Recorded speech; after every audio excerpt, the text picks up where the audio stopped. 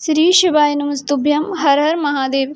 इस वीडियो में हम गुरुजी के बताए हुए जलाधारी को स्पर्श करने वाले कुछ ऐसे महा उपायों की बात करेंगे जिनमें जलाधारी को मात्र स्पर्श करने से ही जो भी कामना होती है, इच्छा होती है, वह अति शीघ्र ही पूर्ण हो जाती है। आइए उपाय शुरू करते हैं। उपाय शुरू करने से पहले आपसे छोटी सी विनती है कि वीडियो को लाइक करके महादेव जी का कोई भी प्यारा सा नाम कमेंट बॉक्स में अवश्य ही लिखें। पहला उपाय है जलाधारी का वह भाग जहाँ पर शिवलिंग रखा हुआ होता है, कटी भाग माता रानी का हस्त कमल उसके बीच में और माता अशोक सुंदरी के बीच में जो खाली स्थान होता है, वहाँ पर 64 योगिनियाँ, अष्ट सिद्धियाँ, नवनिधियाँ निवास करती हैं। वहाँ पर मात्र अपना हाथ का सीधे हाथ के हथेली का स्पर्श करके अपने हृदय की बात, जो भी आपकी दिल में कामना हो, जो भी आपकी इच्छा हो, मात्र वह इच्छा बोलकर उस हाथ को अपने हृदय से लगा लिया जाता है। पहले आपको श्री शिवाय नमस्तुभ्यम बोलना है, फिर अपनी कामना कहनी है।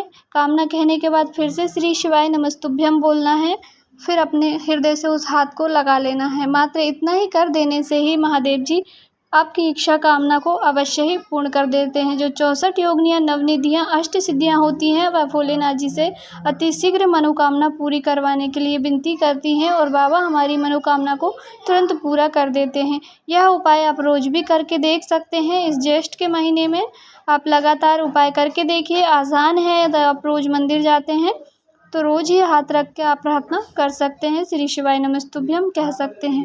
दूसरा है, यदि नेत्रों की रोशनी कमज़ोर है, आँखों में आपको चश्मा लगा हुआ है, या कोई भी बच्चा है, या घर परिवार में आस पड़ोस में रिश्तेदारों में कोई ऐसा व्यक्ति है जिन्हें आँखों में धुंधला दिखाई देता है, या आँख में खुजली होती है, या नींद नहीं आती है, या आँख से संबंधित कोई भी परेशानियां हैं, तो आप छोटा सा उपाय है। इसके लिए आपको करना क्या है, शिवलिंग का जो छोर होता है जहाँ से हम जल का आचमन करने के लिए झेलते हैं, उस स्थान पर मात्र अपने सीधे हाथ की हथेली को रख के और उसी हाथ को अपने नैनों से लगा लिया जाता है, नेत्रों से लगा लिया जाता है, माथे से लगा लिया जाता है।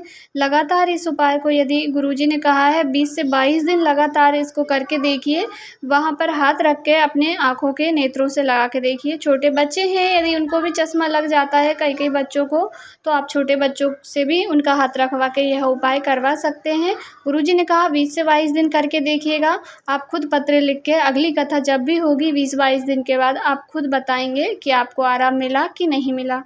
2 महा उपाय हमने जलाधारी के स्पर्श वाले कर लिए हैं। तीसरा महा उपाय जो गुरुजी ने अभी पूर्ण हुई शिव महापुराण की कथा में बताया है, यह भी रोग मुक्ति के लिए उपाय है। इसमें गुरुजी ने 2 जगह पर स्पर्श करने का बताया है। पहला आपको स्पर्श करना है जहाँ पर माता अशोक सुंदरी का स्थान होता है शिवलिंग में, आप सभी जानते हैं। उस जगह को, उस स्थान को आपको अपने हाथों से साफ कर देना है। अशोक सुंदरी माता के दोनों ओर गणेश जी और कार्तिकेय के बीच में जो थोड़ी सी जगह होती है, उसके बीचों बीच में माता अशोक सुंदरी होती है। तो दोनों साइड की आपको जगह को साफ कर देना है। उसमें फूल, बेलपत्री वगैरह, चावल के दाने, गेहूं के दाने, जो बाबा पे शिवलिंग पे समर्पित होते हैं, वह सब आपको साफ़ कर देना है। साफ़ करने के पश्चात आपको फिर अपना हाथ धो लेना है। फिर उस पर एक चंदन की बिंदी लगा देनी है। चंदन की बिंदी लगा दी, उसके बाद आपकी जो भी रोग बीमारी है जिसके लिए आप यह उपाय कर रहे हैं, उसका स्मरण कीजिए। उसके बाद दूसरा स्थान है, जल जहाँ तक बह करके जाता है, जैसे नाली बनी होती है, कहीं कहीं पे छलनी लगी होती है। यदि आपके यहाँ पर नाली नहीं है, छलनी लगी हुई है, तो उसी छलनी को आपको साफ़ कर देना है। और वहाँ पे साफ़ करने के बाद फिर अपने हाथ को धो लेना है। फिर उस पर भी एक चंदन की बिंदी लगा देनी है। गुरुजी कहते हैं 2 जगह ऐसी बताई हैं जहाँ मात्र साफ़ करने से, सफाई करने से ही हमारे रोग बीमारी, कितनी भी बड़ी बीमारी होती है, वह भी धीरे धीरे से साफ़ हो जाती है। तो यह उपाय भी आप रोज़ भी करके देख सकते हैं। लगातार इस उपाय को भी आप 20 से 22 दिन करके देखिएगा। आपकी बड़ी से बड़ी बीमारी भी भोलेनाथ जी की कृपा से दूर ज़रूर होगी। 3 महा उपायों की हमने इस वीडियो में बात कर ली है। चौथा उपाय है, गुरुजी ने कहा यदि आपकी कोई विशेष मनोकामना है जो कई दिनों से अटक रही है, कोई कार्य है जो पूरा नहीं हो रहा है, तो मात्र शिवलिंग में एक ऐसे स्थान पर स्पर्श करने मात्र से ही वह कार्य पूर्ण हो जाता है।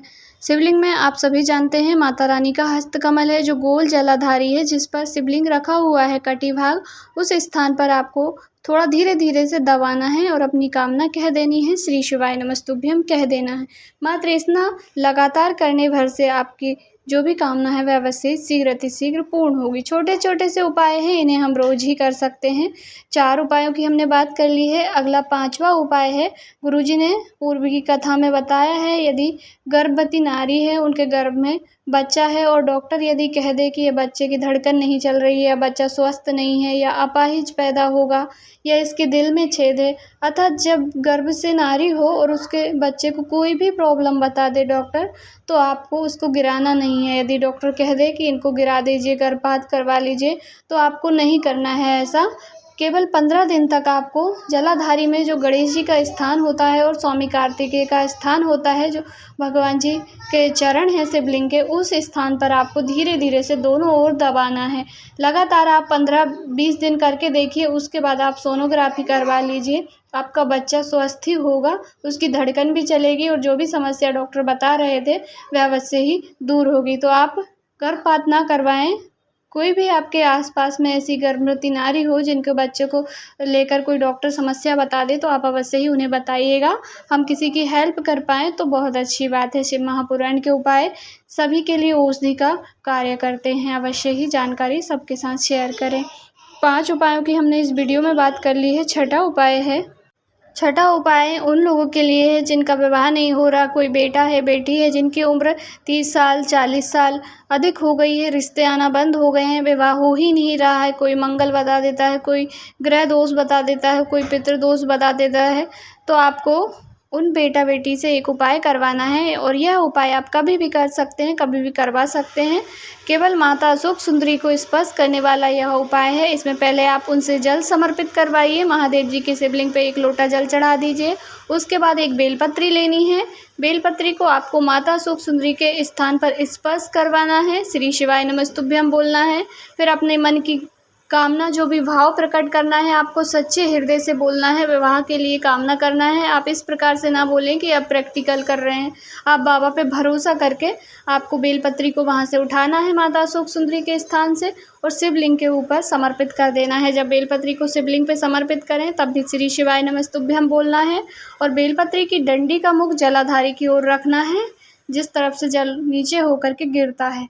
फिर श्री शिवाय नमस्तुभ्यं बोल दीजिए। बस इतना ही करना है। यह उपाय आप कभी भी किसी भी दिन करवा सकते हैं, लगातार भी आप कर सकते हैं। अन्यथा आप जब मंदिर जाते हैं सोमवार प्रदोष, तब करवा के देखिएगा। 3 से 4 माह में अच्छा विवाह होगा, रिश्ता आएगा, कार्य पूर्ण होगा।